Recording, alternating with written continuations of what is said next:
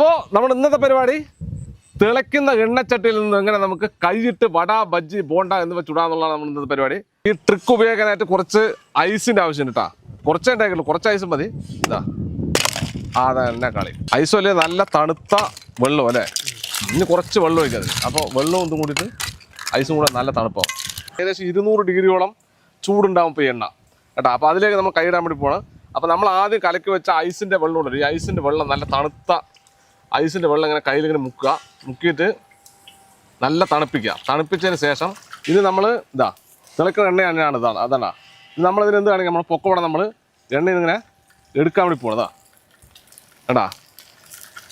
ഒന്നും ആവുമോ ചോദിച്ചാൽ ആവില്ല, പക്ഷേ എണ്ണൻ്റെ ചൂടിനനുസരിച്ചിട്ട് ഈ സംഭവം ആക്ട് ചെയ്തുകൊണ്ടിരിക്കും കേട്ടാ. അപ്പോൾ നമ്മൾ ഡയറക്റ്റ് എണ്ണയിൽ തന്നെ കൈയിട്ടിട്ട് ഇതാണ് എടുക്കണം. അതുപോലെ ഓരോ തവണയും നമ്മൾ മുക്കുന്ന സമയത്ത് ചെറിയ ചൂട് നമുക്ക് അനുഭവപ്പെടും. ധൈര്യത്തിലുണ്ട്. ഞാൻ ഇട്ടപ്പോൾ പുള്ളിക്ക് പേടിയൊക്കെ മാറി തോന്നുന്നു. അങ്ങനെയുണ്ട്.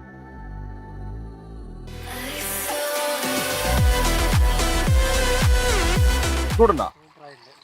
ചെറിയൊരു ചൂടുണ്ടോ? അതാണ്